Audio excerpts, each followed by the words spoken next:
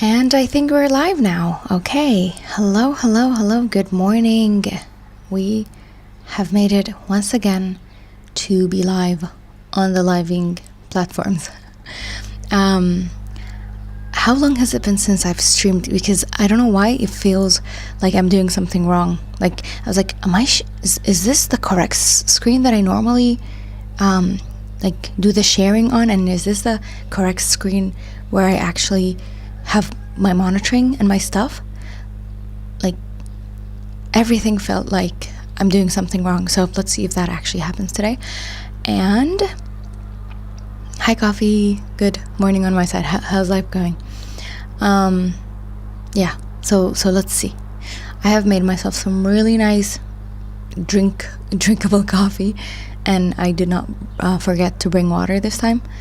And yeah, it's July. I will call it my favorite month because it's my birthday month, but I will not be available to do anything related to streaming on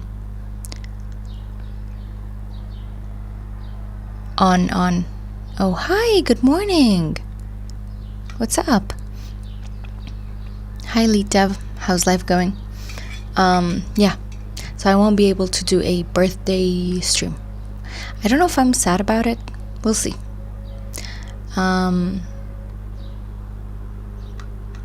Yeah, so I guess the biggest elephant in the room is that inshallah, safely, I will be not in my country for probably, who knows, 3-4 weeks. So it's a very long timeline, but inshallah it will go well. And I wanted to do almost like a final 2-day stream of like today and tomorrow, so that we have something to look back on while I am away. I don't really promote my other social media, but I know I will probably most likely be on, sadly, X/Twitter, but also on Instagram. It's like my favorite place to share photos. Yeah, so if you want to follow my journey, that is the best place to do that. No cafe / oh ah, yes, a cafe is a place that sells coffee.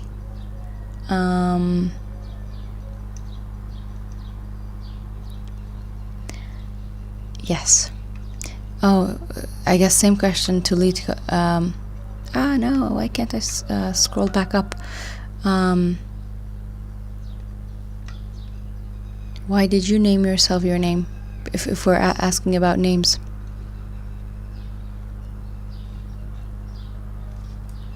Hold up. So 1337 dev? Then why did I see it as lead dev somewhere else? Cool.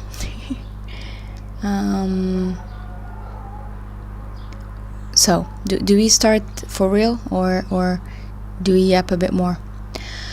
Oh hi, what I've tagged it as math? No, God, I'm sorry. Hi, welcome. Aleph, right, with a F, not a P, right? So happy to have you in the chat. Because I keep, like, we are in the same circle in a way. I see you around, mostly on X, but also on Twitch and YouTube, I think. How's life going? If it's tagged as math, I am so sorry. This is not a math stream. Oh no, it's science and technology. Oh no, it says study math. Now I see. It's actually, this is, you know what? Let's just say join CL instead of study math. Because I apologize.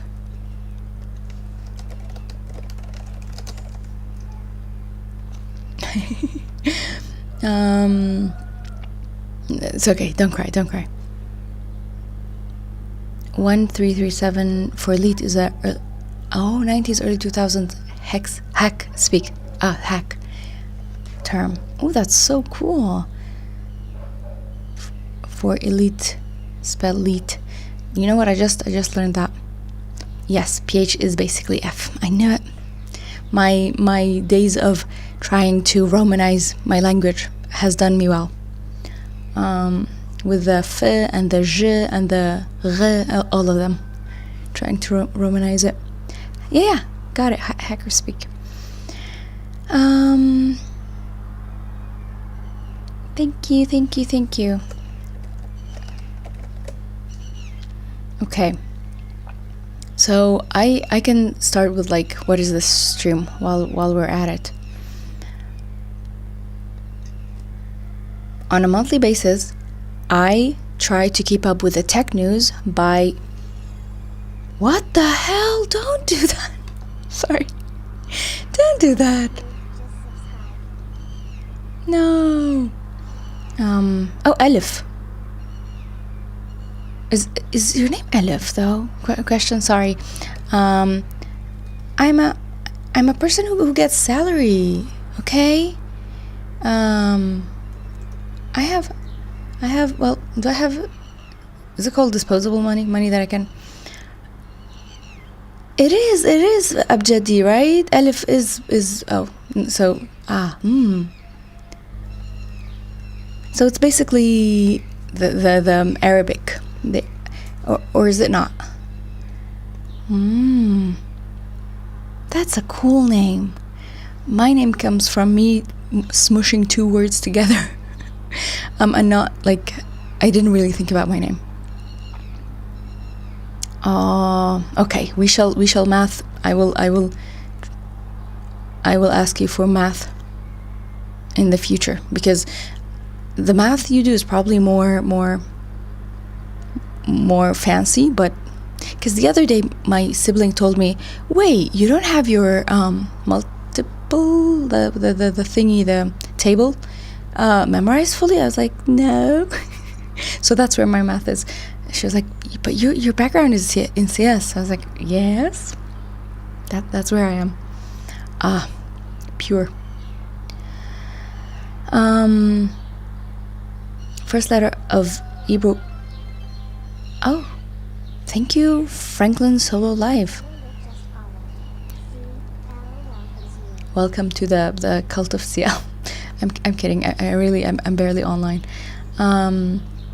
First letter of, so Ibri or Hebrew, and Aram. I don't know how to Phoenician and Aramaic alphabet according to Google AI. Also Arabic, like Alif Ba Ta, you know.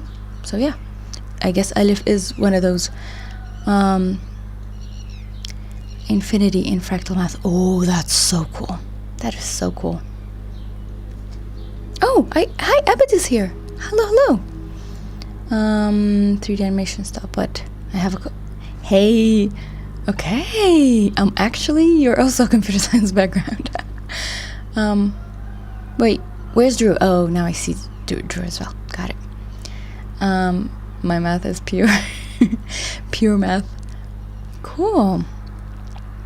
Do I speak Hebrew or Aram? Nope, I do not.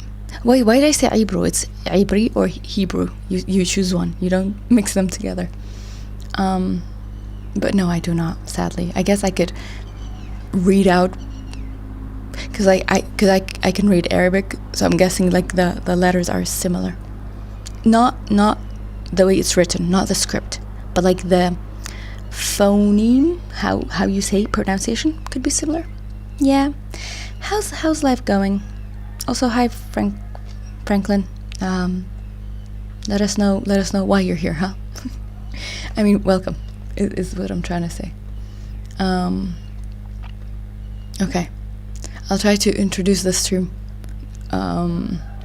because I try, like I said, on a monthly basis to do a see what was like top tech news on Reddit, r/technology, and there's the link you can download to see like top 100 news on or top 100 posts anywhere. So I'm doing that for r/technology, and I go through what was there basically. Yeah. I only had enough time to say hello. Oh, yay!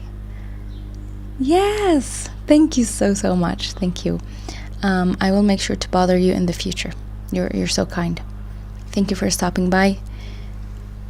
Inshallah, after my travels, I will try to bother you. Have a good, very early morning for me, and probably a good night for you. Yeah, it's 6:20 right now.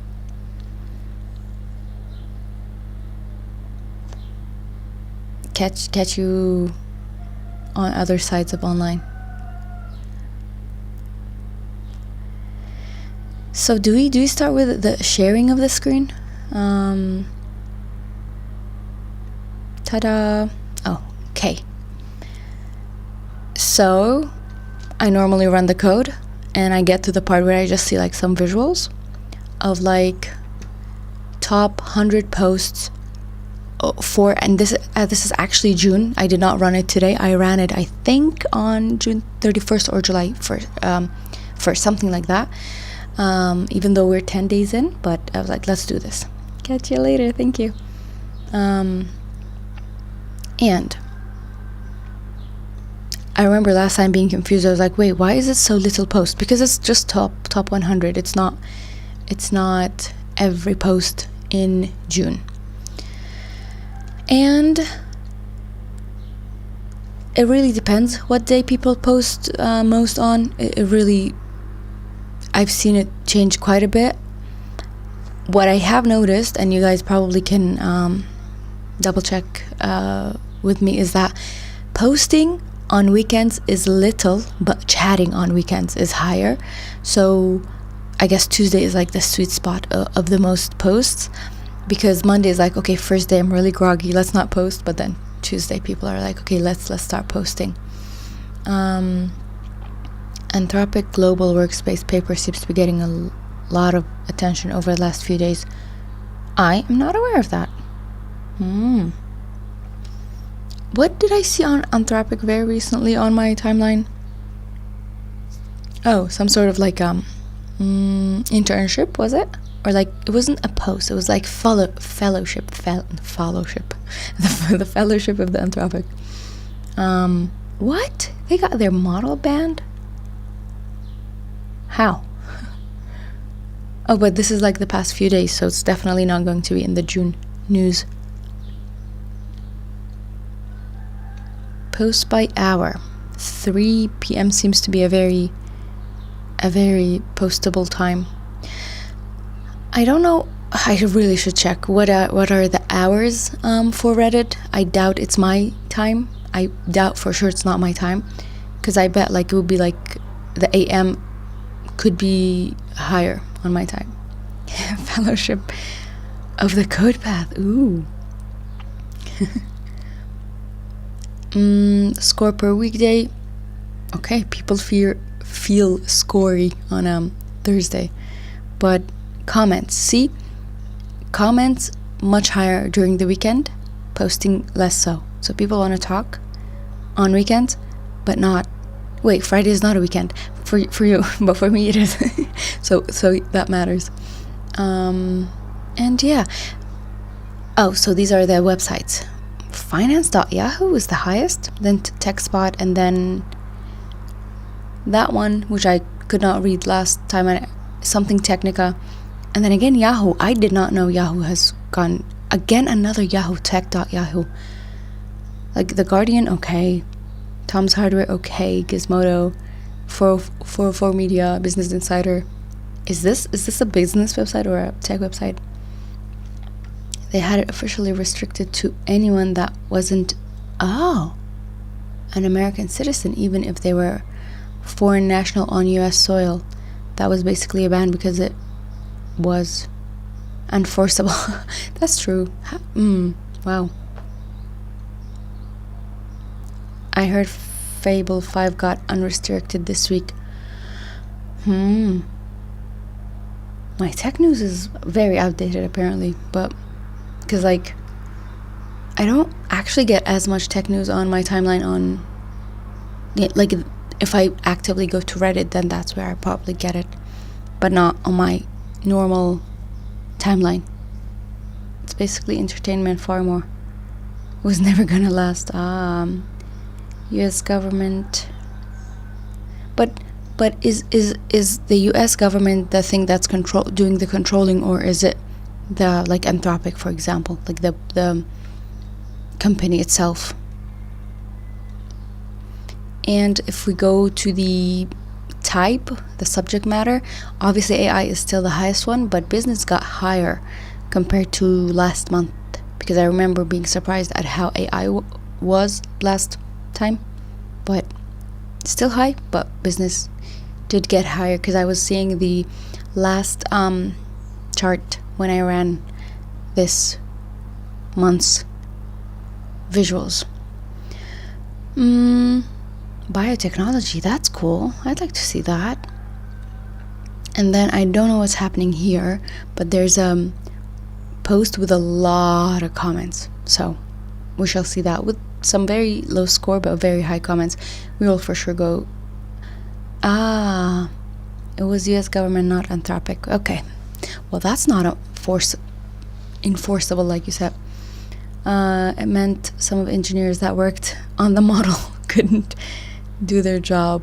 Yeah, that is true. That's weird. That's weird. And then here's our heat map of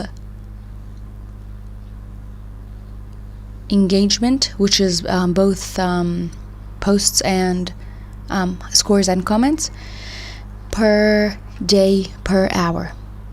Apparently the Tuesday at 2 p.m. There's a lot of chatter happening, as well as Thursday at, well, it is Thursday, like the first hour of Thursday, which is 12 to 1. Yeah, it was served like at 5:30 on a Friday to who does that? Do not publish on a Friday. I mean, I don't work on Friday, and I know do not publish on a Friday. Come on. I mean, yeah, it was just rude. I mean, they want people to rest on the weekends. I guess that was their kind intention. Yeah, getting a directive, like exactly as you end work. That must have been fun.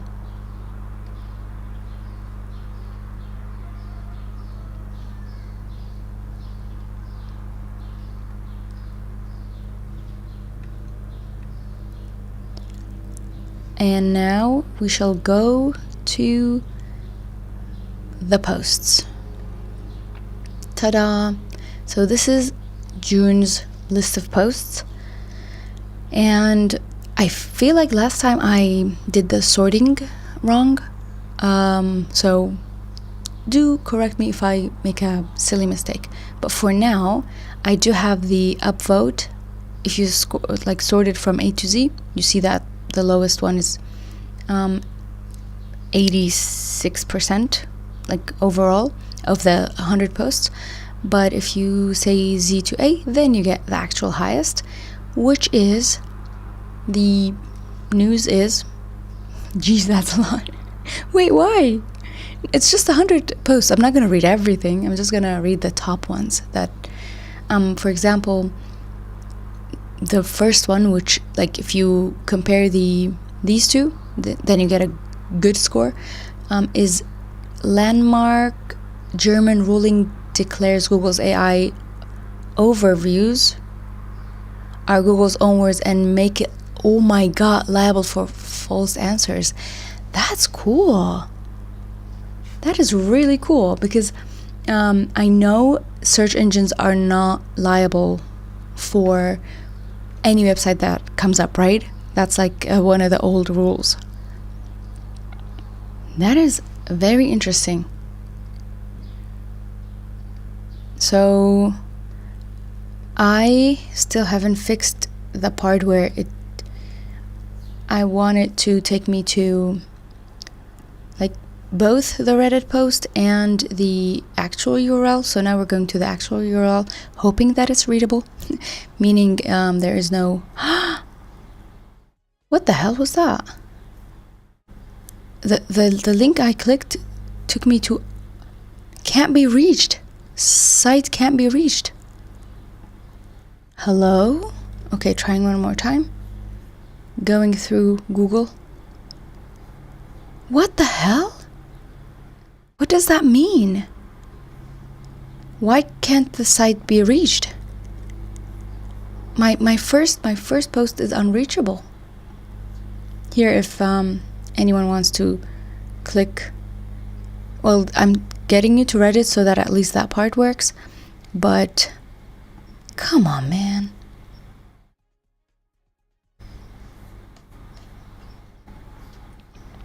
It's fine.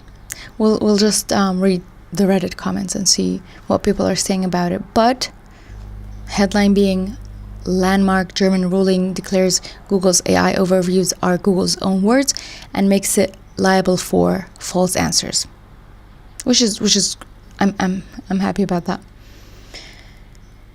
Doesn't work for you either. Thank you. I thought it's I was like, if it's geo-blocking, then it should tell me it's geo-blocking, but apparently it wasn't. So if we look at the Reddit comments of an article that I did not read, so we're just reading the headline this time. Yeah, Reddit link works, but not the actual article, right?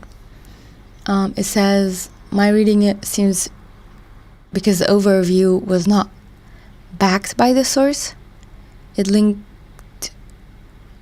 Oh, it's not backed by the source that it's linked. Google can't say it was just summarizing other statement. Fair. So, because it's not quoting other people, that actually is fair. Here's a line probably from the article that says Google's AI overviews had falsely tied two publishing companies to scams, subscription traps, and shady business practices for certain search queries. According to the court, the AI mixed up information about like probably two different companies, genuinely sketchy companies with plaintiff, and drew connections that didn't appear in any of the linked sources. The publishers sent Google a cease and desist letter, but Google didn't respond appropriately. So that's why. Interesting. Ooh, Wayback Machine. Let's go way back. But like, does that mean even the website is sketchy? What's happening here? Because I feel like I've seen this, I feel like I've seen the website before. So most likely it's not the website's fault, but if I go to like the website itself,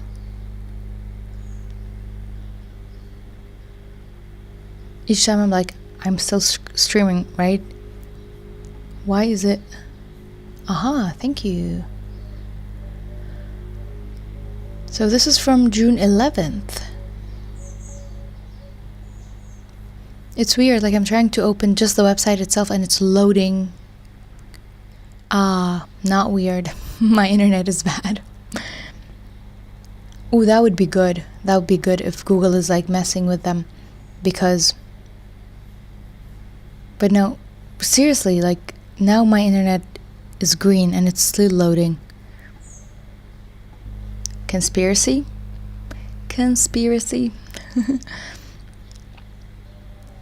Yeah, I mean, if it's genuine piece of reporting, why did they take down the article? That's a good question.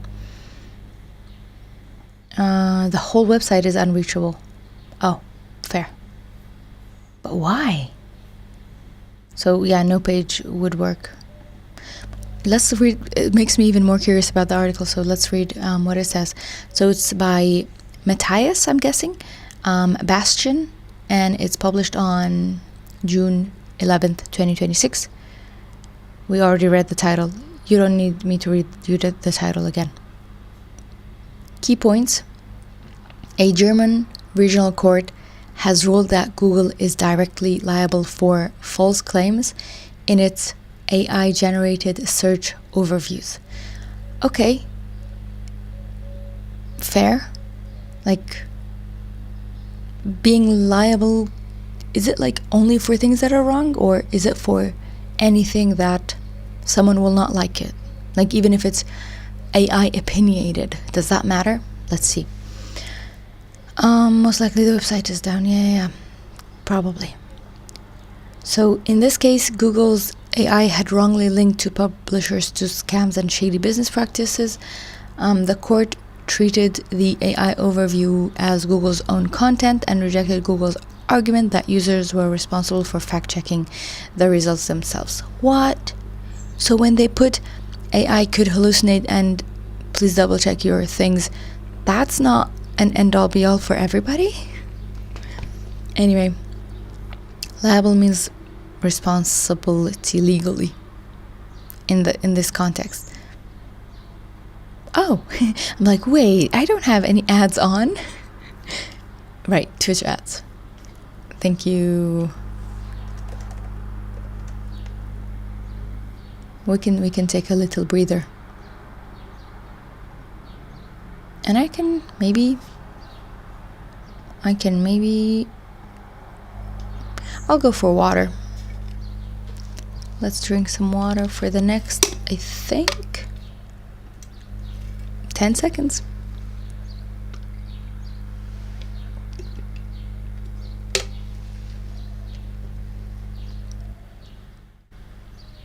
And I'm guessing we're back.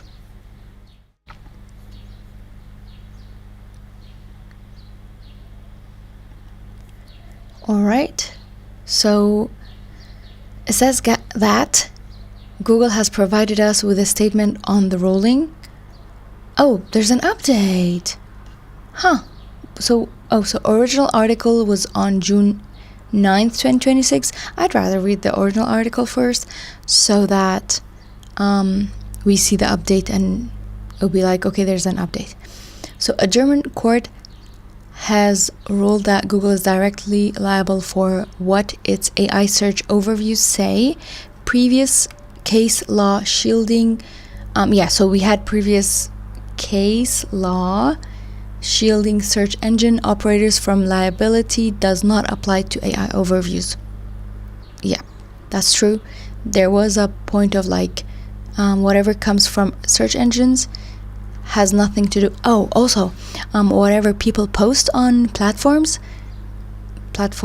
are not legally responsible for. But I guess the AI summary is like what's coming out of their own mouth. So the regional court of Munich hit Google with a temporary injunction, barring the company from spreading false claims about two Munich-based publishers through its AI-generated search overviews. There's the case number. The court classified Google as a direct infringer because the AI overview is its own content, not just a list of search results.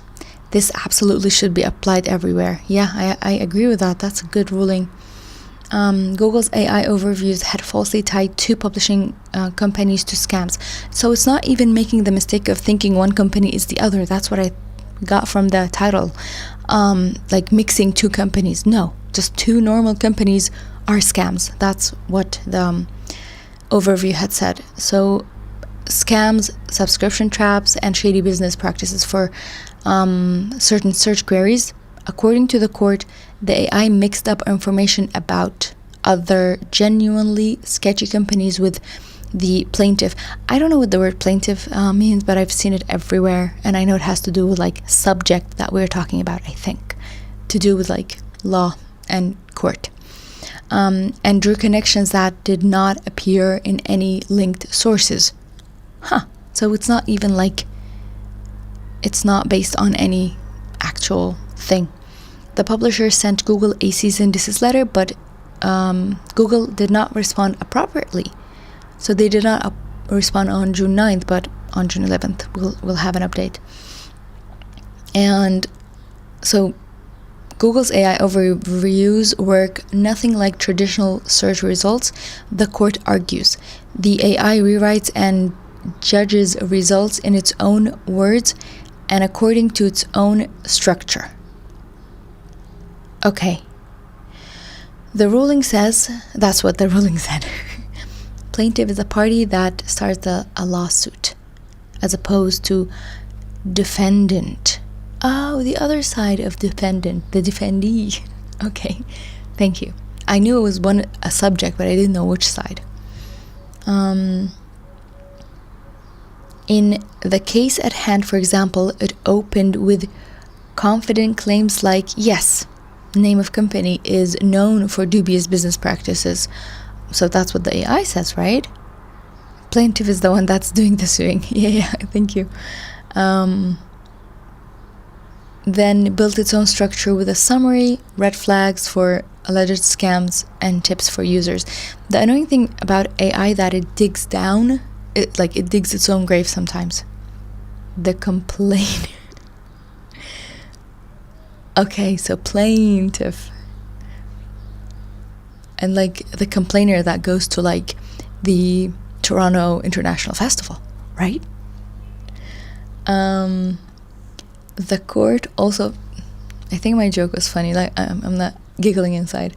The court also found that the AI overview made claims that are not even made in the search results. None of the link sources drew any connection between the plaintiff and shady companies the AI mentioned. The court called these the defendant's own statements. The Google built the AI, Google offered it to the users, so Google owns what it produces. Because it alone has influence over the AI's offering and algorithms with which the AI operates. Yes, Google knows how they trained it, not us. The court also claimed the existing rules from Germany's Federal Court of Justice, which I guess it's short for BG. The short form is BGH, which gave traditional search engines an autocomplete limited liability. The BGH had argued that search engine operators were only liable as indirect infringers because they merely made third-party content findable. A proactive duty to check results would threaten how search engines work. The Munich, I mean, if you want to find something from a list of somethings, search engines shouldn't really hide the list of somethings. It just shows what's there. The Munich court found that this reasoning doesn't apply to AI overviews. A regular search engine just points to outside websites. But AI overviews generate independent new and substantive statement. Oh, that's very law speak, right? By lawyer speak. By evaluating and combining content from various third-party sites. And only Google can check those statements, the court said, at least by comparing the underlying third-party website with its own statement based on them. The court also noted that the AI overview is by no means absolutely necessary. That's a good burn. It's not necessary, Why is it there? For using the internet, traditional search results already help users sort through information. The AI overview is just an extra feature. At the hearing, Google argued that users could check the linked sources themselves to verify whether the AI summary was correct. Users generally knew information generated with AI should not be blindly trusted, another lawyer speak, the company claimed. That's a remarkable statement given the scale at which Google is shoving AI, at which Google serves AI overviews. It's not only entirely true, since the connection between sources and generated content isn't always there. The court rejected this, The possibility of disproving a statement through further research doesn't regularly exempt from liability for this statement. The AI overview was understandable on its own. True. It's not half done. It's not like this is a title, here is the article. It's really not. It's the sandwich of like beginning, middle, and end. Recently they shoved AI into YouTube search bar. I don't think I've used it. Is it phone? Because I don't use I have it, I just don't prefer the YouTube app. I prefer using it from a third, like a website, from a browser. There we go, that's the word. I guess I don't use, of course I use YouTube search, especially if I have like work related things.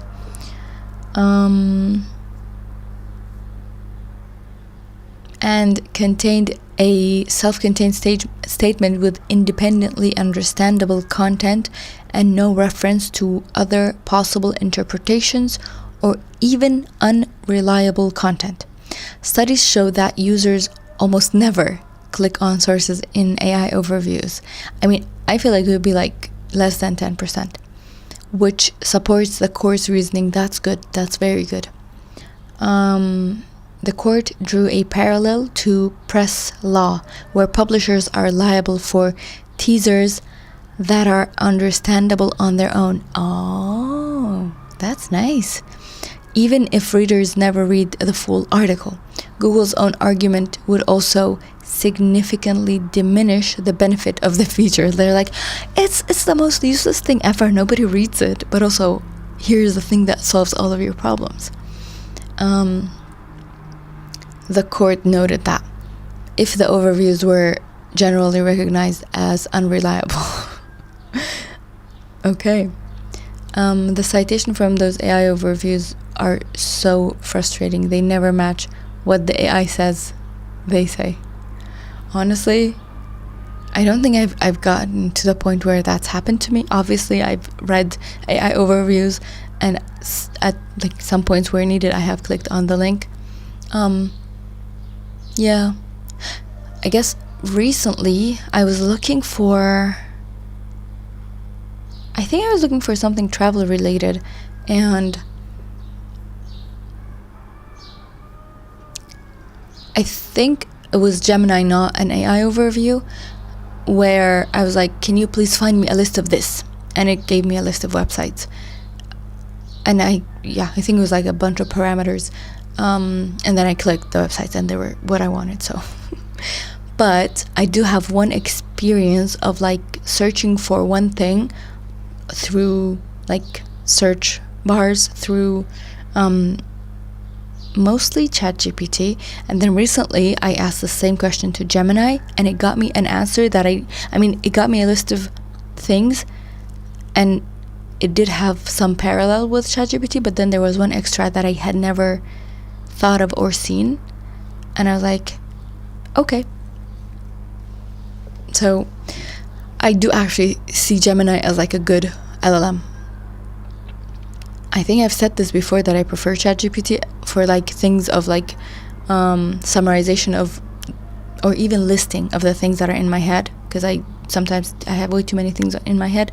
Probably pen and paper would be better, but sometimes I just use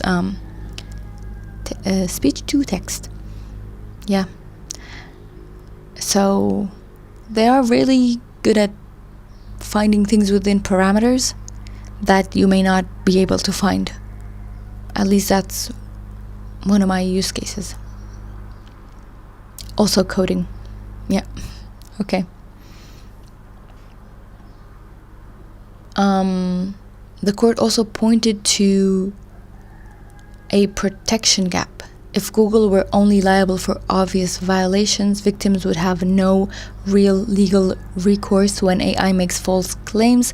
The third parties whose websites served as sources hadn't even made the statement in question, so victims couldn't sue the source. And it's not even there. The word is not, it's not even there. And under existing rules, they couldn't efficiently sue Google either. As a result, Google couldn't invoke host provider protection under the Digital Services Act or fall back on standards notice to take down process for search engines. I have a question though. What's happening? We're testing ReadyBot again. Oh, that's good. I like it. Quicker to drive there. And no, it still doesn't realize that you need the car washed, not yourself.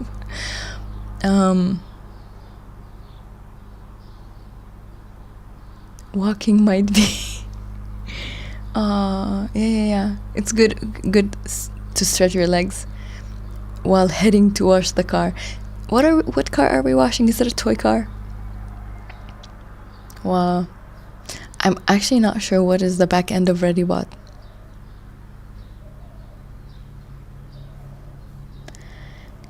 And as if the rest wasn't bad enough for Google, the court also went after free speech protection for AI-generated content. How? It's an AI's opinion is not expression of an acquired conviction of the persons expressing it, but a result of an algorithm.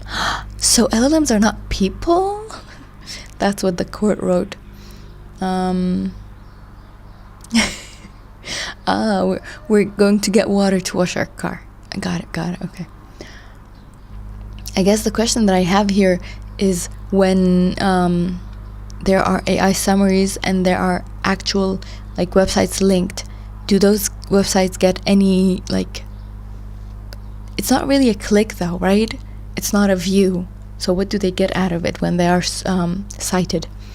Because something that I noticed in my YouTube studio is that there's like a tiny percentage of my search view, I guess, is coming from ChatGPT. I was like, what? Like, maybe ChatGPT is recommending a video that's from mine. I mean, as a result search of something. And that sort of surprised me. So if the person clicks the actual link, yes, it does become the view itself. But when they are seen as sources, but not, they should get something out of it. That's what I'm trying to say. Okay. Offering AI-powered search is above all an expression of Google's business activities and at most secondary expression of interest in being able to freely express one's opinion and beliefs. When weighing the plaintiff's privacy rights against Google's interest, Google had to take a backseat, especially since the challenge statements were based on untrue facts. The AI had linked the plaintiffs to companies that, according to sworn affidavits, that's how it's read, had no connection to them whatsoever. Maybe a private deal between Google and OpenAI. I mean, maybe. Oh wait, hold up. Google and OpenAI are not friends. Microsoft and OpenAI are friends, but obviously they have like deals in the back. Websites are getting less and less viewership because most people don't click the websites. If the AI summary is available, why go to the website? Yeah, it's happened to me a bunch of times, especially when I have like coding related questions. If I find a good title of a Stack Overflow post, I'm like, let me just give them the view. So even if Google like hands me on a platter, I'm like, let me click the actual human answer. Google picks up 80% of the legal tab. The court ruled in the favor of the plaintiff on most counts. It banned claims about scams, connections to dubious companies, subscription traps, phone calls that never happened, and lack of availability. Only 2 minor requests got denied. The risk of repeated violations remained even though the specific text were no longer being displayed. Google hadn't issued a cease and desist declaration with a plain penalty clause, and nothing stopped the algorithm from generating the same statement again. Google covers 80% of the legal cost. Plaintiff also have to pay the 10% each, so that becomes 20. The ruling may also have international reach according to the court. That would be nice. And I'm guessing this is the final paragraph. Even 91% accuracy rate means millions of wrong answers. Absolutely. The Munich ruling goes far beyond this one case. An analysis by AI startup Umi for the New York Times found that Google's AI overviews with current model Gemini 3 answered correctly 91% of the time. That's solid enough for everyday use by most people, but at Google's scale, it means millions of wrong answers every hour. Dude. If enough of that wrong content defames companies or individuals, it could become a legal problem, not just for Google, but other providers of similar services like ChatGPT, Claude, or Perplexity. The UMI analysis also found that 56% of correct Gemini 3 answers could not be backed. 56%, that's very high. By sources Google linked. What the hell? The AI is giving answers to whose origin users can't trace, untraceable answers. The Munich court tackled exactly this problem. The AI makes its own claims that don't appear in any linked sources, and the operator has to answer for them. Whether this reasoning holds up on appeal remains to be seen, and Google hasn't commented on the ruling. But if it gains traction internationally, the fallout could not just Google, but every AI provider who's hit. Oh, that's hit. The fallout could hit not just Google, but every AI provider whose systems paraphrase content from the web. Now I'm going to read the update part.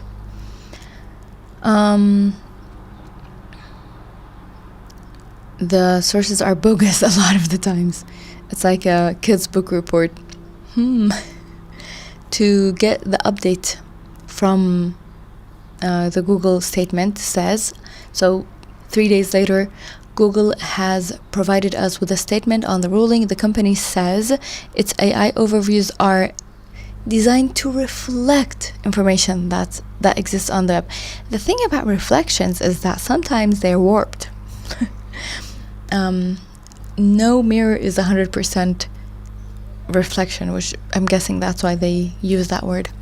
We invest deeply in the quality of AI overviews. I mean, you invest a lot of money also to ensure that the overwhelming majority of responses provide accurate information, and they are designed to reflect the information that exists on the web. We're carefully reviewing this decision, which is not yet final, a Google spokesperson said. Google adds that AI overviews can occasionally miss context or misinterpret web content, just like what is happening.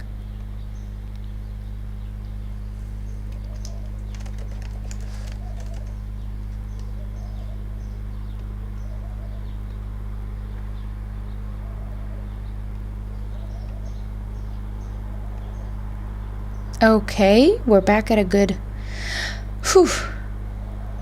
I think we're back at a good percentage. Okay. Hi Google. Really? Was that an attack from Google?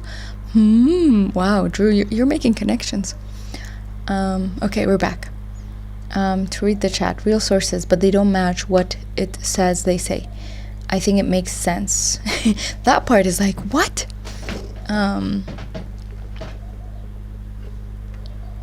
It doesn't read them much of the time, just fetches them. Boggles my mind how much it doesn't even understand that it's seeing search queries. Like if you search define nevermind, it recently trended, how it would be like, okay, what would you like to discuss? Oh my god, no way. So it takes the word nevermind, just leave it. It's like, okay, what do you want? Instead of define nevermind. So the understanding part, I mean, isn't this literally the alignment problem on a smaller scale? Google did not like what we're discussing. Looks like trended last month, but they finally fixed it. Okay. they have like scotch tape, just tape. Like anything happens, like, okay, put some tape over here, make sure you define nevermind well.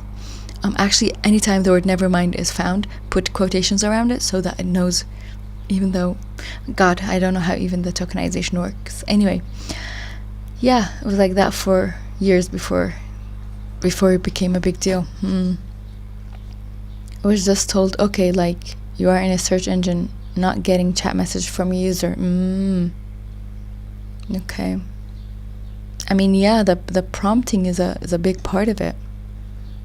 Whether it's a search engine versus a user assistant sort of situation. Yeah. So Google adds that AI overviews can occasionally miss context or misinterpret web content, just like traditional I'm reading this part, just like traditional search results. But that's exactly where the Munich ruling disagrees. The court draws a line between AI overviews, which generate new content loosely based on sources, and traditional search results, which list sources with direct quotes. That distinction is what makes Google directly liable, according to the court. In its statement, Google also repeats the very argument that the court dismissed, that people can dig deeper and verify.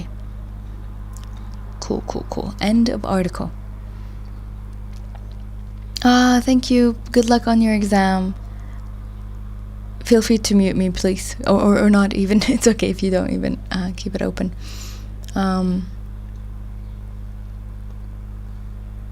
Keep us updated on how the exam goes. And if your exam is during, like, at a time, please don't enjoy the I said enjoy, don't join the live. Like, I want you to do well on your exam. There. But good luck.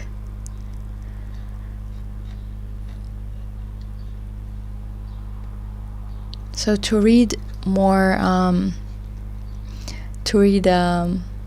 the Reddit comments, we have a Yo Mama joke. Why? I guess Yo Mama so fat, top data scientists who study her cannot find any gradients. And how is that related to the article? Anyway, 1 hour on one article. Eesh. We're not getting far down our list. We shall see.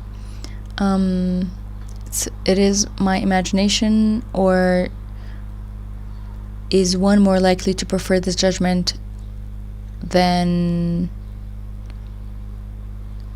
the more pro they are, and more likely to dislike it? The more anti. So, yeah, I mean, like saying people pro AI versus anti AI would prefer this judgment. Interesting part isn't that AI can be wrong, it's who is responsible when it's wrong. That's a good point. Like, if I go to the doctor and the doctor agrees, like, to my diagnosis based on what the AI says, it's the doctor who's liable, because the AI, like, he's the one she is using the thing. Or is the company that created the AI liable? that's an interesting case as well. Search engines have spent years arguing they're just intermediaries, but AI overviews blur the line because they're actively generating the answer. Yeah, okay, good. Interesting how this effectively legally moves the responsibility up for the company. It has implications for art debate. Interesting. Okay, I shall now move to our next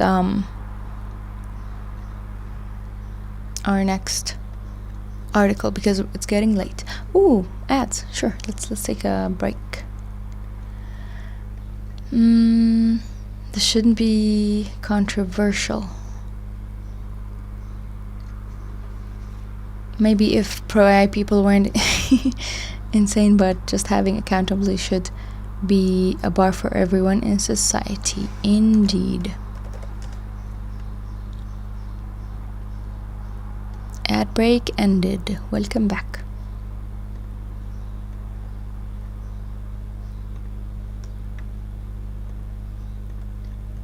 So,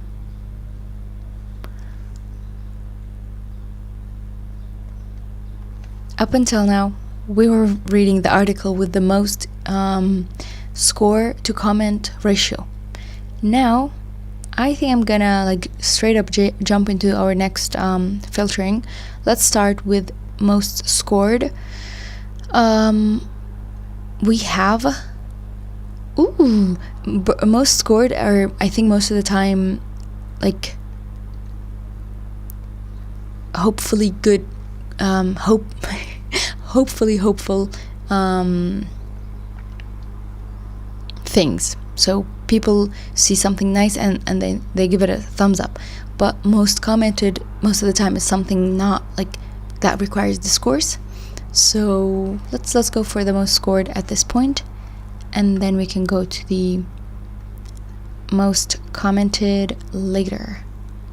So is this about, we found, so it's not, it's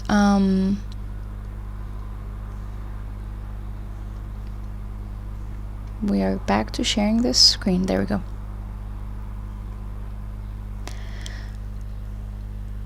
So the article is on Tom's Hardware, and it's written by someone called Joey Morales. Morales. No, because Miles Morales from Spider-Man. And the title is Bernie Sanders pushes for 50% public ownership of American AI companies, proposes AI sovereign wealth fund that would hold direct ownership stakes in largest AI firms. Okay, let's see what that means, because I would see this as reclaim what was stolen from us. Content, per content we should own what is given to AI, right? Instead of buying stocks. So let's read the article. U.S. Senator Bernie Sanders has announced that he will introduce a bill that would force the largest American AI firms to hand over half of their stock to the public.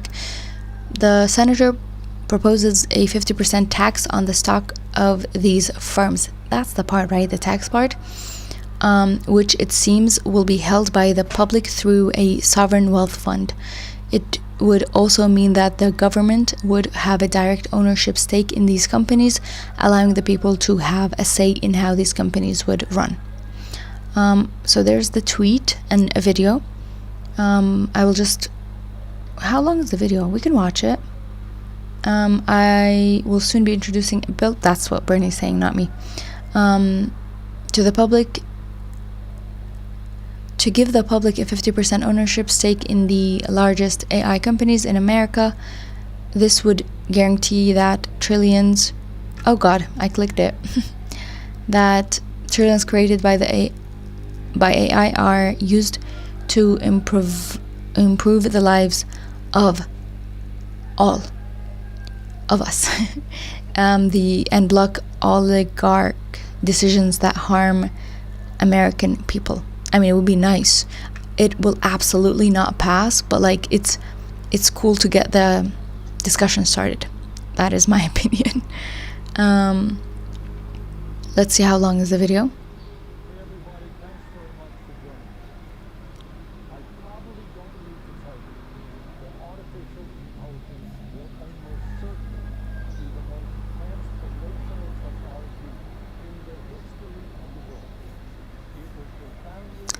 Oh God, thank you. You cannot hear it. Thank you, thank you, thank you. Let me check where the audio is coming from. Here. No. Wrong. Hold up. Wait, you can't hear it? Because it's low. Okay. Let's start again. Hey everybody, thanks very much for joining me. I probably don't need to tell you that artificial intelligence will almost certainly be the most transformational technology in the history of the world.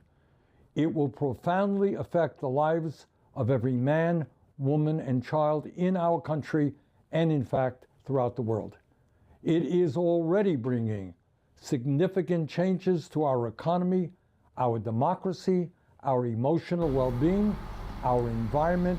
Oh wow, our emotional well-being. That's a good note. And also like education and the raising of kids, absolutely. And how we educate and raise our kids. There is also a very real fear that as AI becomes smarter than human beings, it could eventually function independent of human control with potentially catastrophic consequences. The question is not whether AI will change the world. It will.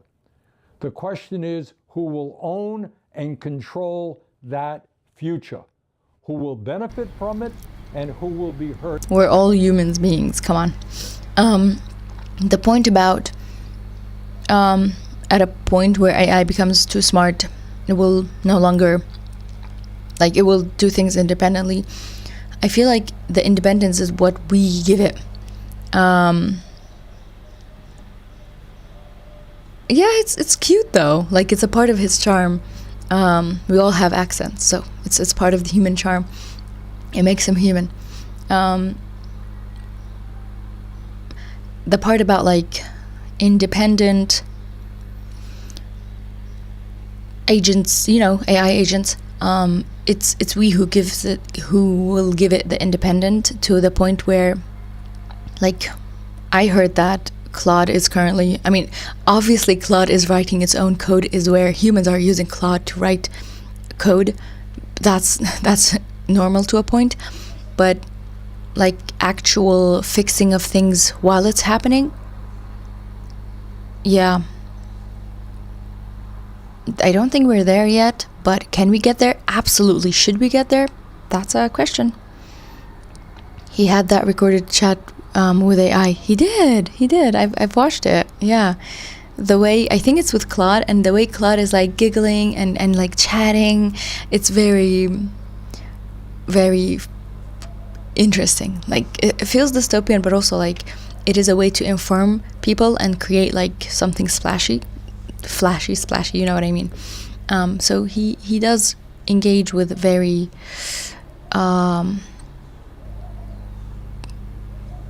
things that are in the zeitgeist, you know? Like, I have no idea what that word means, but yeah. By it. Will AI be used to make life better for working families? Will it help us eliminate poverty, extend life expectancies, and help us solve the climate crisis? The problem is, I'm not letting him talk. The problem is, yes, it can. Like, it is literally humans who are using the thing, right? It's a tool. It can. Yes, it's taking up resources, but like, you can use that to make things better. Like, you can use solar energy, you know? I think many politicians, he's quite popular with younger Americans. True, yes. I feel like people group Bernie Sanders and AOC and Mamdani. Yeah. Yeah, so problem is it can, but is it? Are companies being incentivized for them to do the good part? Even with the bad part, like it doesn't have to be just the good part. Make the money and make the world a better place. Why not? Will the future of humanity be determined by a handful of billionaires who have developed AI to become even richer and more powerful than they are? That is the fundamental choice before us. And let us be clear, AI was not created out of thin air. The foundation of AI is our collective human intelligence. Let me repeat that. The foundation of AI is our collective human intelligence. Our books, songs, artwork, journalism, computer code, scientific research, videos, conversation.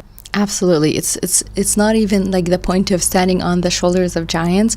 It's like it is the summarization of all the giants. That is human, like, knowledge in a way, that at least digitized human knowledge.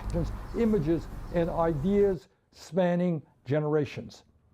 As Sam Altman himself acknowledged, AI models were trained on our, quote, collective experience, knowledge, and learnings of humanity, end quote.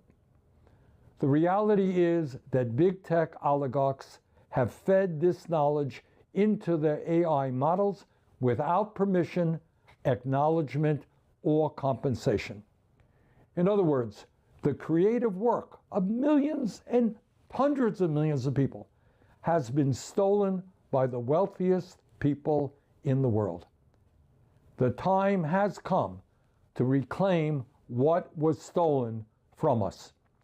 Since AI is built on the collective knowledge of humanity, the wealth it generates must benefit humanity, not just Elon Musk, Jeff Bezos, Mark Zuckerberg, Larry Ellison, and other billionaires, or the venture capitalists and Wall Street firms who see AI as the next great wealth extracting machine.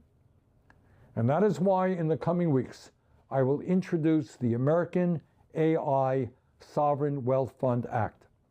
This legislation would give the public a direct ownership stake in the largest AI companies in America through a one-time 50% tax, not on profits, but on stock. Cool.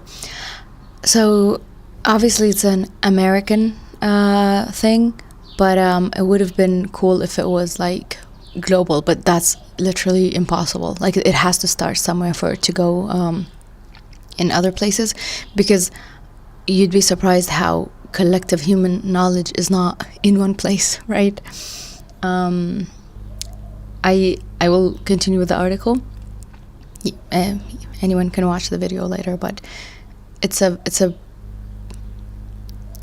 a beautiful like idea. Will it get anywhere? I don't know. So yes, this is the part that's quoting Bernie Sanders, and we already heard him speak, so let's continue with the article. According to the senator, the biggest AI companies themselves have started this idea. OpenAI has already, we didn't watch the full video, so that's why I'm reading this. OpenAI has already proposed a public wealth fund so that the public would benefit from AI-driven economic growth, while Elon Musk himself posted on X that universal high income via checks issued by federal government is the best way to deal with unemployment caused by AI. I mean, why not? Great. If everybody's happy about it, let's do this. He then compared his AI sovereign wealth fund to, oh yeah, I know about the Norway, is it the oil fund? Let's read through it. To Norway's government pension fund global and the Alaska permanent fund. Both are sovereign wealth funds whose proceeds come from their nation's oil wealth. Yes. The former is now worth 2.3 trillion and is used to fund the European countries' expensive welfare system, while the latter has been paying out 1,000 to 2,000 to every Alaskan citizen since 1980. Let's move to Alaska. Let's do this. Sanders' proposal plans to combine the benefits that both Alaska and Norway deliver, while simultaneously forcing AI companies to hand over 50% of their ownership to the public through the government. This might seem a radical solution, but the senator is no stranger to extremes. That is true. He has previously called for a halt to all data centers constructions, saying that such a move will give democracy a chance to catch up, while a federal moratorium still hadn't been approved. More and more jurisdictions across the US, okay, so they can do like regional stuff, are approving data center bans as communities are pushing back against their development in their backyards. That is true. Elon Musk says stuff like that, true, but doesn't do the actual stuff. Doge checks $0 sent to taxpayers despite their promise. Okay, yeah. He's actually ideas, but not. Oh, that was it. That's the whole article. Cool, right?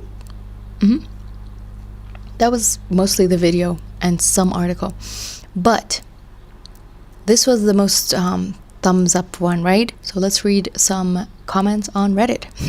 One of them is like, now we're talking. Yeah, and we will keep talking so that AI can take our words. That's all that's going on because this would never happen.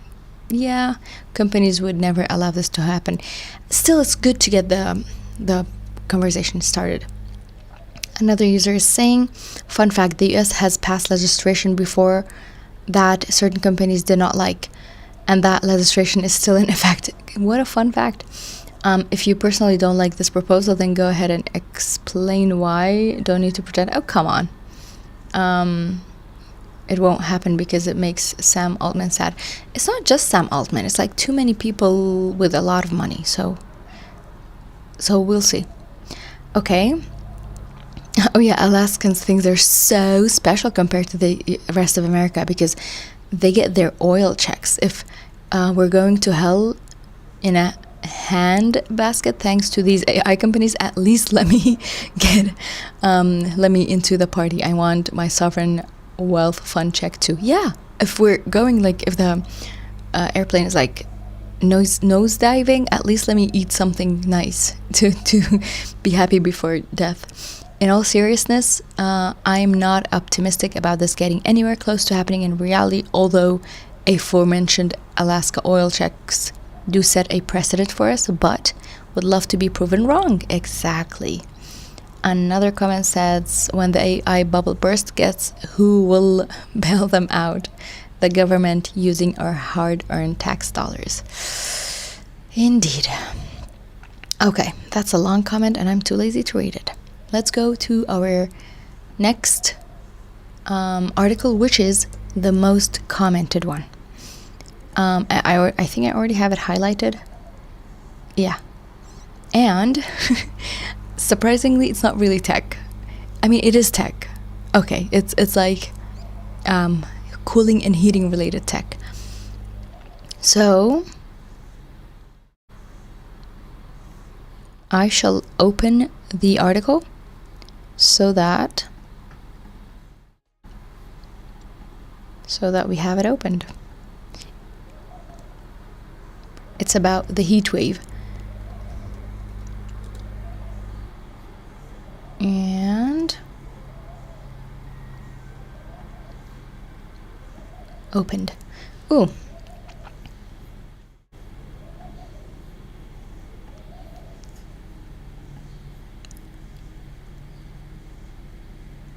Hello?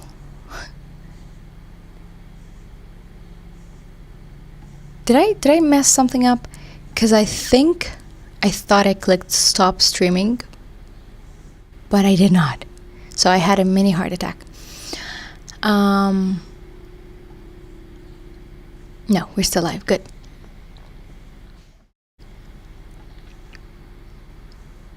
The Flare is Society. And it is from 26th of June. And it says, the American mind cannot comprehend Europe's AC aversion. I guess my mind also does not comprehend it. It is written by who? Oh, Georgia Hennessy. It says, Europe is really, really hot right now. Honestly, I don't know when, but the other day I was checking and Europe, I think it was France, it was hotter than where I am. And that surprised me. So yeah. Can we see the numbers? Look, like this part is really hot. Across much of the continent, temperatures have surged to levels once considered exceptional. France recently saw its hottest day since record began, with highs of 108 Fahrenheit in some parts of the country, which is probably 39 to 40 degrees Celsius. Because I think 110 is at 40 or is 140. Oh well, I don't know Fahrenheit. The UK and Spain have also experienced their hottest June days on record. And that's June. Oh my god. Okay, it's 42.2. I will say that generally here, like, we obviously get 45s in July, but recently it's been far less, which is nice. Like, we had a good June and we're having a good start of July. So open a weather map of Europe and vast swaths of the continent glow deep red, as though a fiery inferno is burning the continent alive. I mean, there's a joke that the door to hell is in Iraq, but apparently they moved it. 45 plus is too hot. I hate those days. I mean, you just prepare for those days. You're like, you don't go outside, basically. I mean, when it's windy, it's better, honestly, in my opinion.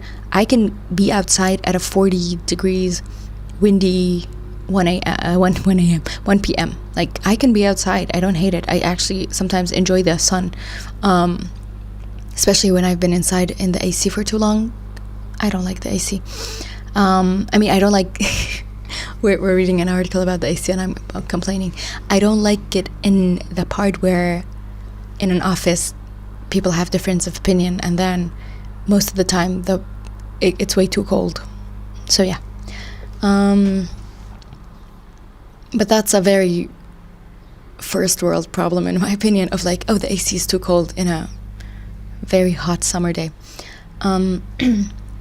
So while temperatures in Europe are not dramatically different from those experienced in many parts of the United States, Australia, or Asia, there is one crucial difference. Relief from the heat is far harder to find.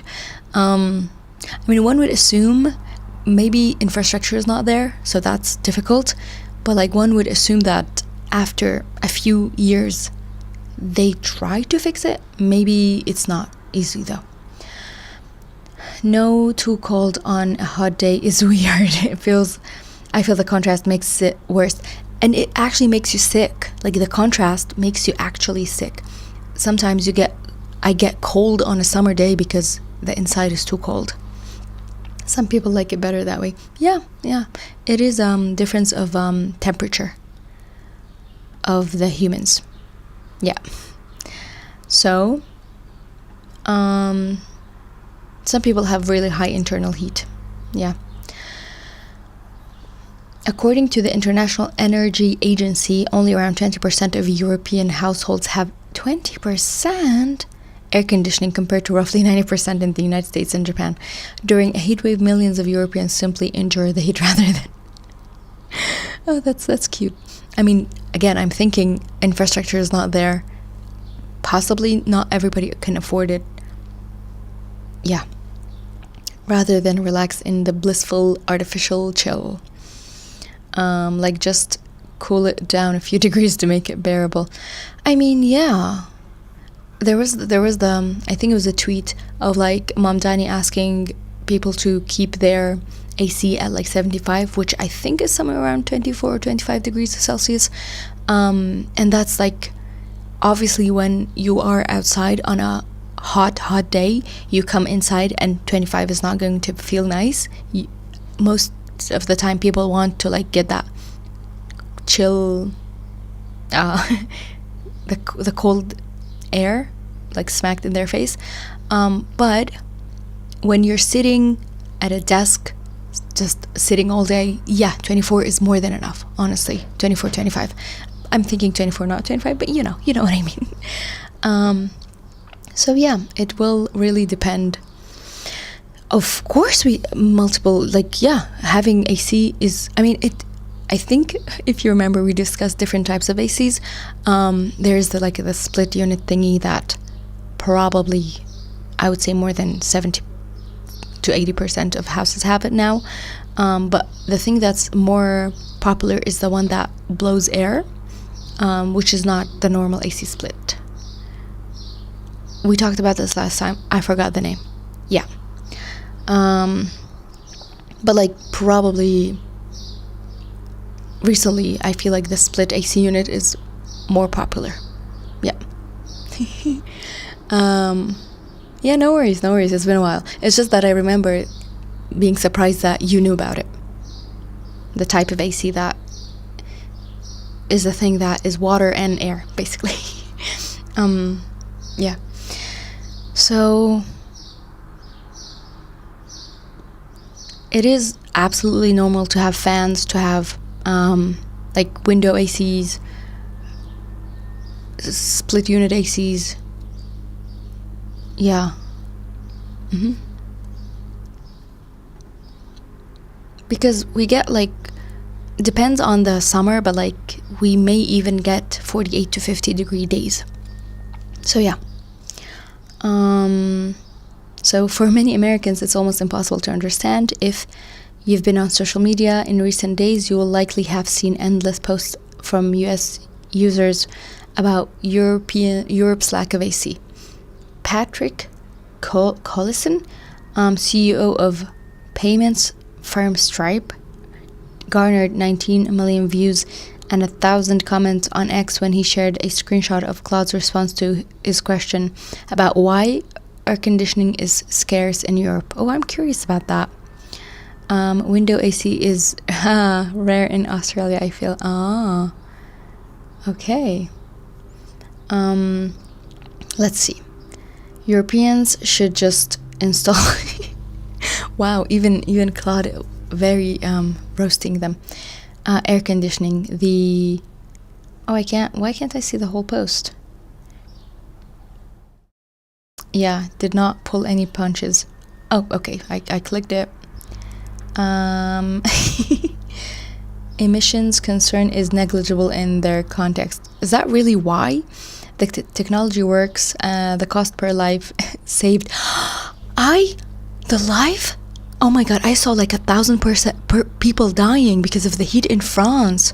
And someone, I think there was a news about a person getting fainting because of the heat, and then their car having a car crash. So that was life saved, obviously. And the cultural resistance is a vestige of a climate that, as the who is CCCC who's that many C's put it, no longer exists. The elaborate discourse around cooling paradox and social right to thermal comfort is largely a way of processing psychological discomfort, of admitting that American approach to summer was correct all along. I mean, I feel like this was very prompted of blame Europe for their heat issues. Yeah.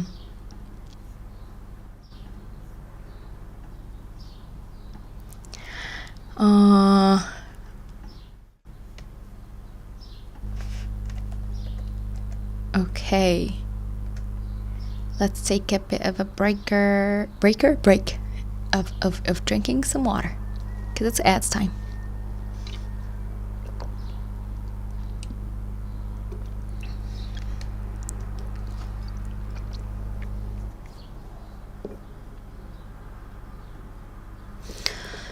Yeah, I mean, yes.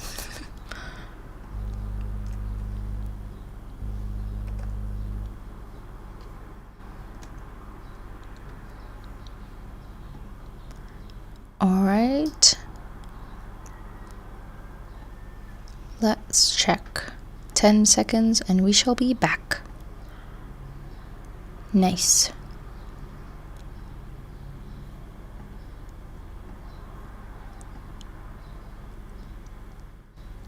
Cost of living is also hard. I got a portable AC thingy a few years ago, but in recent years I haven't felt like I could justify the running cost. I mean, yeah, I agree with you. Running an AC like 24/7 is a big, like, uses a lot of electricity. Yeah, but your point about window ACs being rare because of fly screens, you could just have them outside of the fly screen, but you probably need to have a garden.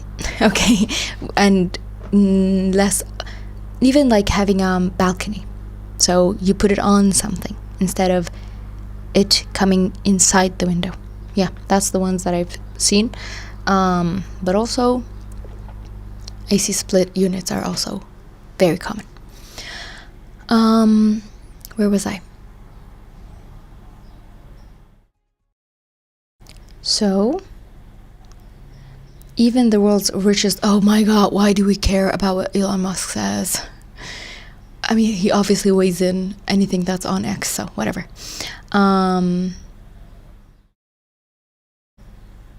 Okay, calling the post a banger before describing Lee Kuan Yew, a Singaporean leader who insists on installing air conditioning in the country's public sector office, as genius. I mean, isn't it normal to have AC in offices? What the what is happening here? Why am I the one being not normal? I think having it outside is more it's not made to install temporarily like that. I think window ACs is like having a thing in the US for renters. And yeah, you good point. Outside you wouldn't be run power to it.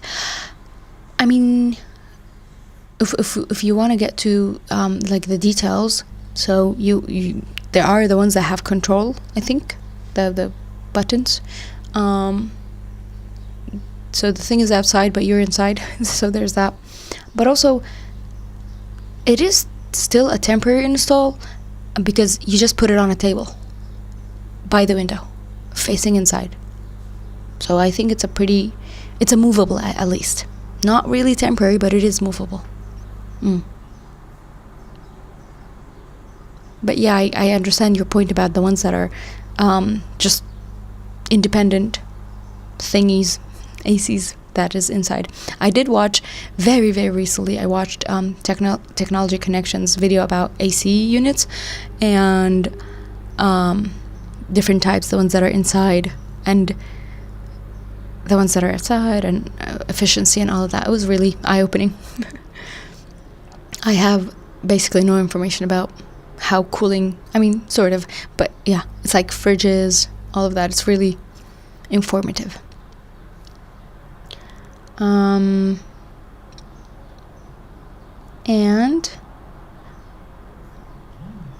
the point about schools and all of that needing, yeah, it is that's definitely an AI post, right? Like this here. Oh, is it not? I don't know. But like, obviously in different temperatures. Like if it's anywhere close to like 35 to 40, sleeping is very difficult. And yeah, I mean, for me, work productivity dips when it's anywhere around 20 Celsius, so it gives me actual physical pain. So there's that. Portable ones are not efficient. You are absolutely right. While on many social media, oh god, I can't read. While many on social media can't get their heads around the relative lack of AC in Europe, some argued that Europeans are just being stubborn. Really not. I doubt that. Again, cost, and infrastructure, and like if your house is not built to, like if the room is a very small room, do you want to put almost like 1/2 meter by 1/2 meter block of coldness in it if it takes up a lot of your, and can you do the split unit? Can you, it requires location. Yeah, find it hard to sleep above 25, I think. Okay. We have internal temperatures. There's another tweet that says, I honestly love Europeans slowly breaking. They can't keep the anti-AC cope going for much longer. It's simply getting unbelievable, unlivable. Wow, today my reading is beautiful. There we go. In reality, the reason behind this aversion lie in a combination of economics, architecture, history, and perhaps a little stubbornness. We can add the stubbornness at the end, but there's a lot more to it, right? They're also built to keep the heat in a lot of cases. Oh my god, that's a good point. Oh, their houses are built to keep heat instead of other way around. Scary that more AC makes the more AC use makes the problem worse. It does though, yeah.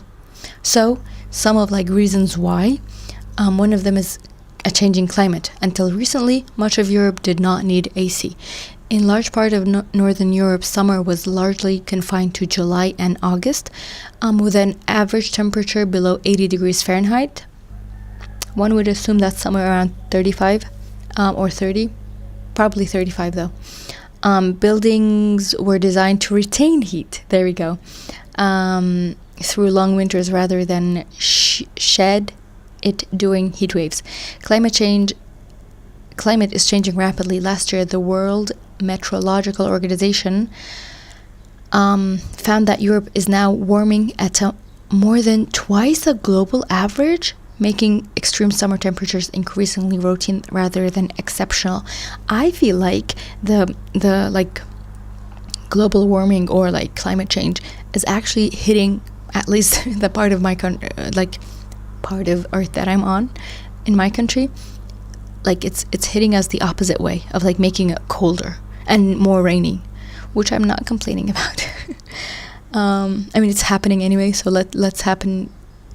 Hopefully a good portion of humanity gets the good part, but I doubt that. Adoption of air conditioning continued to lag. Part of the reason for this is cost. According to the Bruegel, a European think tank, average EU industrial electricity prices were routinely 2.5 times higher than the US in 2024. Okay.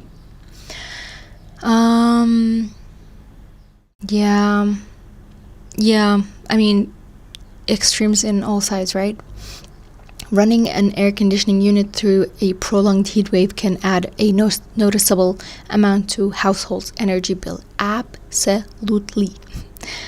For many families suffering through a week's discomfort has historically seemed more rational than investing. Yeah, I mean, for them it's been like, okay, it's not for a long time, right? More rational than investing thousands of euros in a cooling system that might be needed occasionally. Also, retrofitting.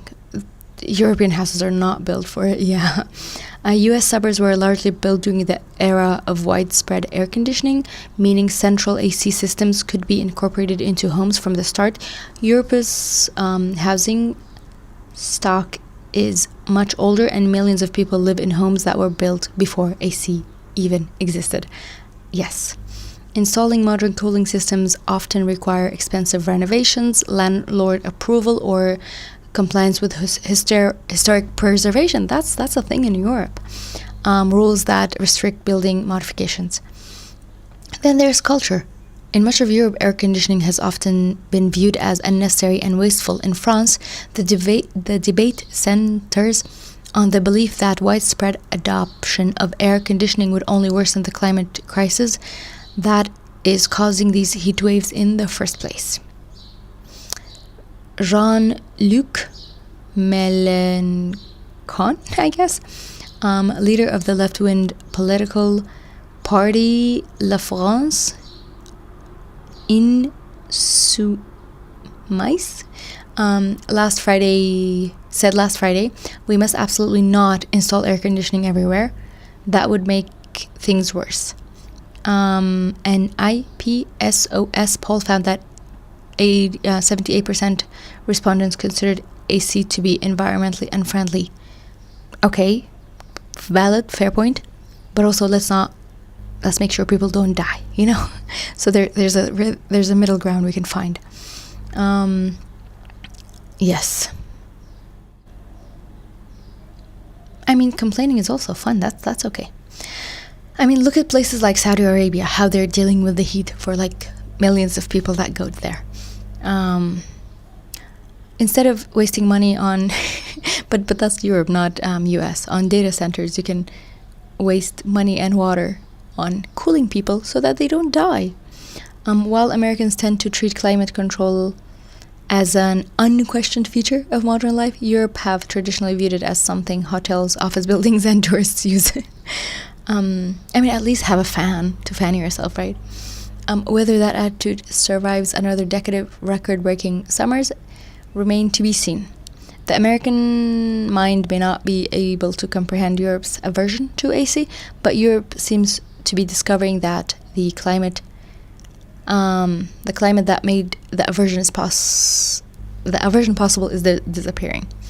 So that's the end of the article, and since this is the most talked about article, let's see what people are saying. Paris. It's true though. So one commenter is saying Paris was as hot as Kuwait in recent days. Paris was as hot as Baghdad, I think, in some of those days. Yeah.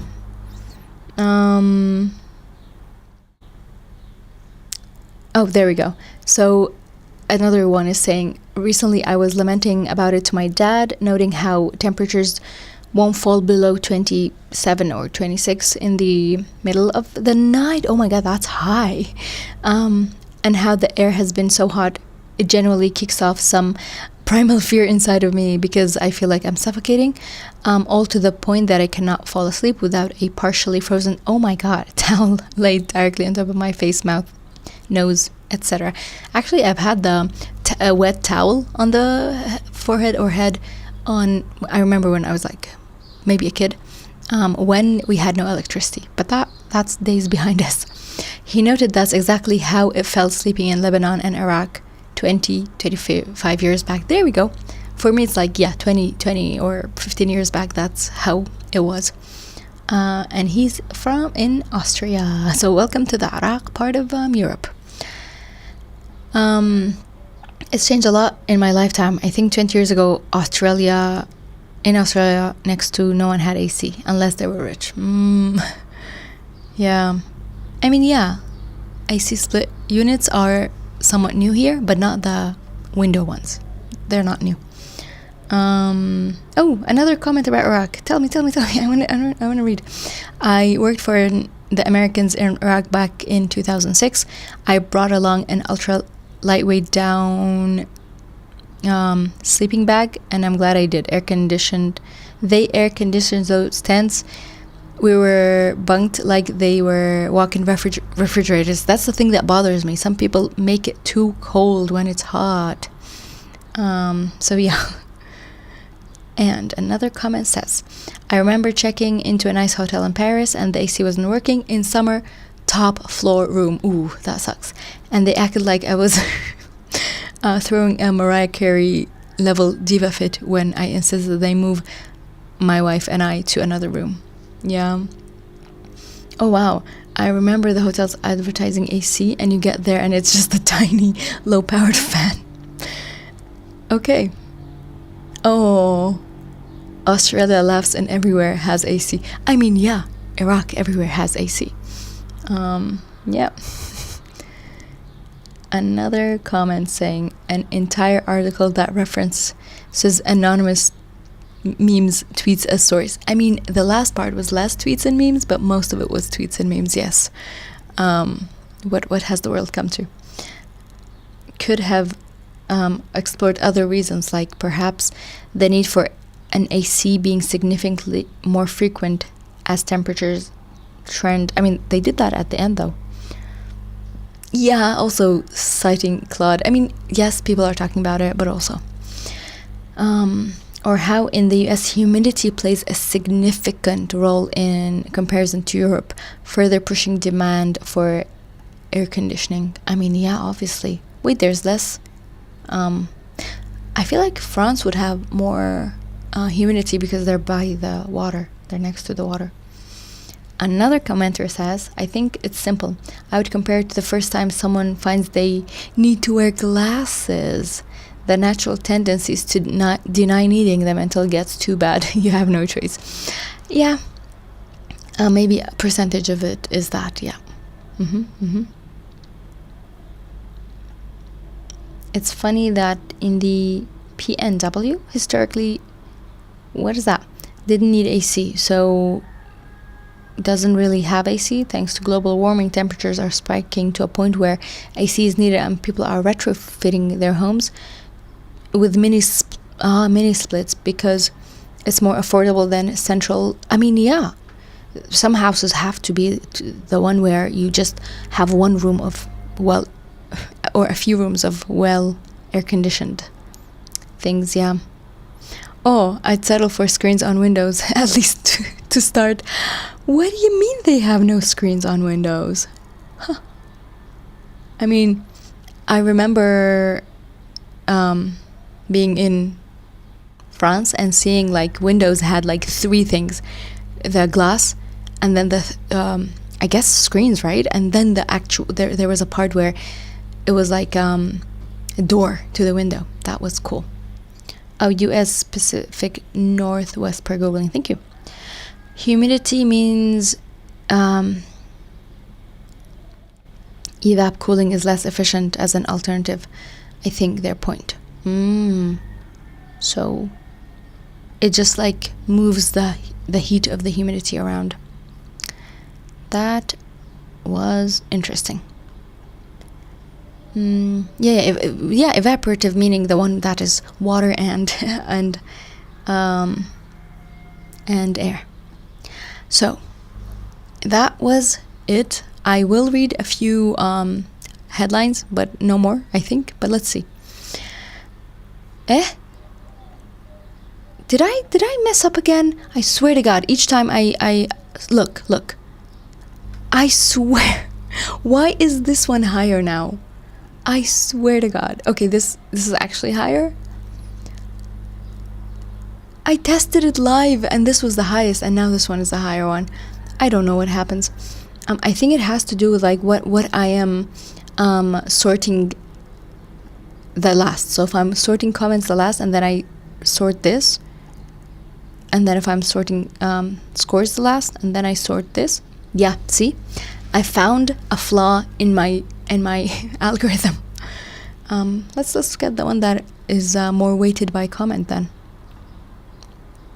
It says GitHub. Oh wait. We read this last month, did we not? GitHub switched to Copilot metered billing and developers are watching their months of credit vanish. We read this last time. Yay. Yeah. Oh, thank you. We can't read due to a resolution. Thank you. for the note.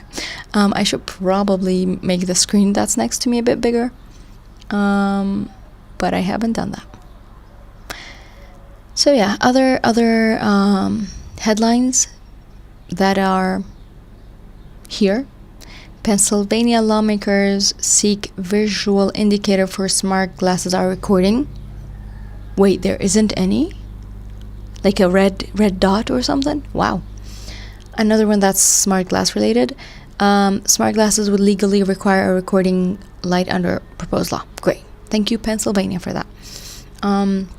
So if I go to the top scored again, we have the Bernie Sanders one. We have another one that says, America have turned against AI in incredible numbers. We wonder why.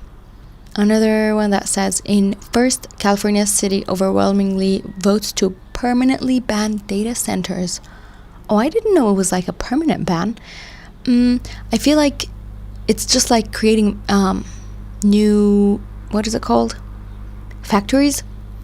Just make sure it's outside of the city. That's it. And it's not taking of resources of the city. Create your own electricity and water and all of that. To go to more commented ones, so we have the AC aversion. We have another one that says Jeff Bezos says it's absurd to tax someone making $50K a year and wants their bill dropped to zero. I mean, he could probably help with that. So it's good that sometimes, a broken clock is correct twice a day or once a day, depending on the clock. Americans have turned against okay, that comes in scores and comments. The AI backlash is only getting started. These two are very related.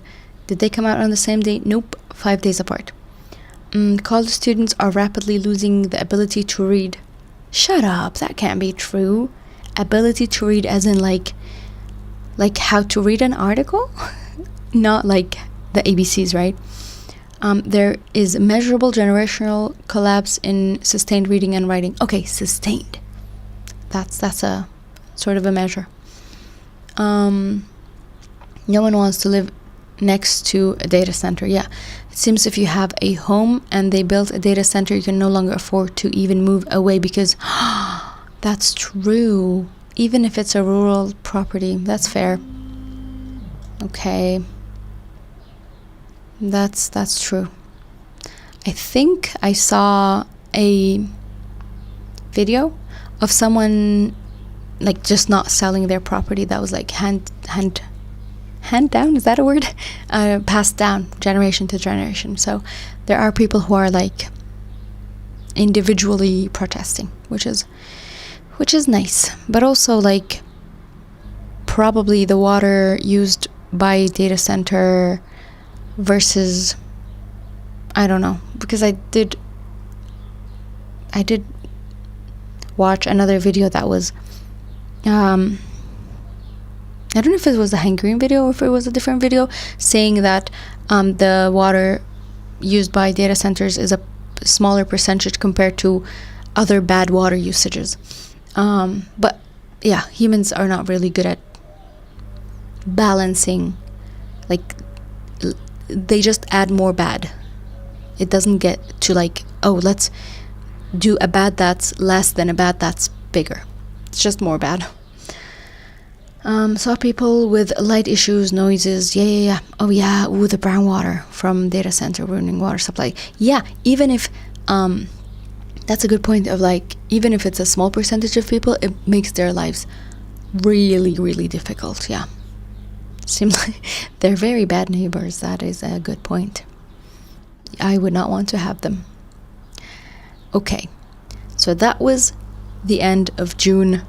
Reddit r/technology top posts. We learned about the Google AI overview being their own words, so they're liable. We also learned about the Bernie Sanders introducing the bill for ownership of what AI has taken from us, basically. And finally, about the European heat. What was your favorite part? Mine too. Yeah, that that was an interesting one. Yeah, hope to be able to make another one next month, inshallah. We'll see. I mean, I won't be able to do it for August, but maybe mid-August, that would be nice. Anyway.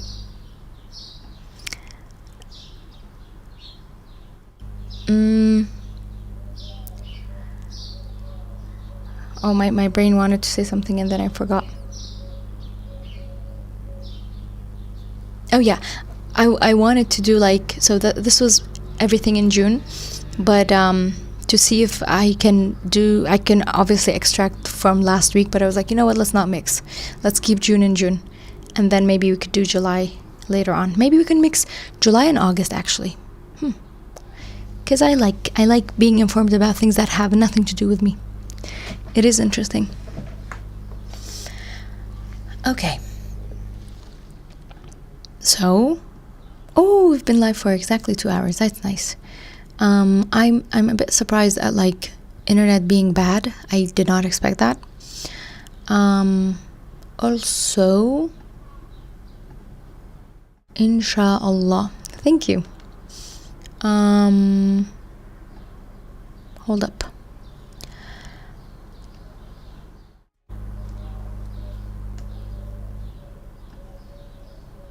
Oh, I don't think I do believe that I am used to talking for 2 hours now.